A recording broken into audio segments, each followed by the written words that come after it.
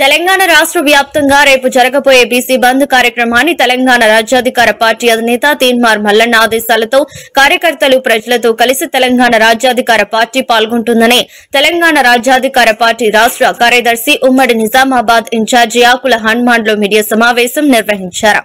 ఈ సందర్భంగా మాట్లాడుతూ బంద్ మాత్రమే కాకుండా బీసీలకు రిజర్వేషన్ రాకుండా అడ్డుకుంటున్న కుట్రదారుల దిష్టిబొమ్మలను తగలబెట్టాలని మల్లన్న పిలుపునిచ్చారని అన్నారు.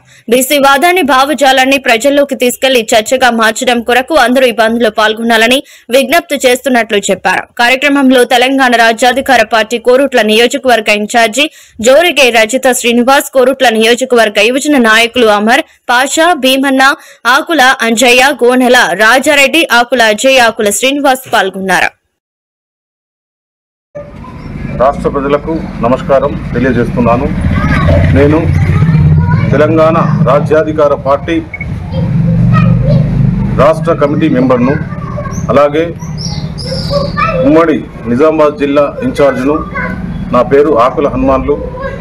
మా నాయకుడు తీన్మార్ మల్లన్న గారు ఇచ్చిన ఆదేశాల మేరకు రేపు జరగబోయే బీసీ బంద్ను విజయవంతం చేయగలరని నా యొక్క విజ్ఞప్తి.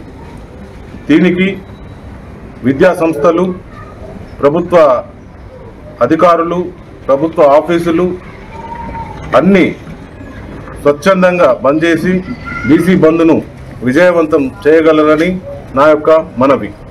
అలాగే ఇట్టి విషయంలో బంద్ విజయవంతం చేసే క్రమంలో పోలీసులు అత్యుత్సాహం కనబరిచి మా కార్యకర్తలపై, ప్రజలపై, బీసీ బంద్కు సహకరిస్తున్న ప్రజలపై ఏదైనా అవాంఛనీయ సంఘటనలు బంద్ను జరగకుండా ఆపే ప్రయత్నం చేసినతో మా నాయకుని తీన్మార్ మల్లన్న గారి ఆదేశాలతో అవసరమైతే పోలీస్ స్టేషన్లు కూడా ముట్టడి చేస్తామని తెలియజేస్తున్నాం. బీసీ బంద్ను దిగ్విజయంగా, స్వచ్ఛందంగా అన్ని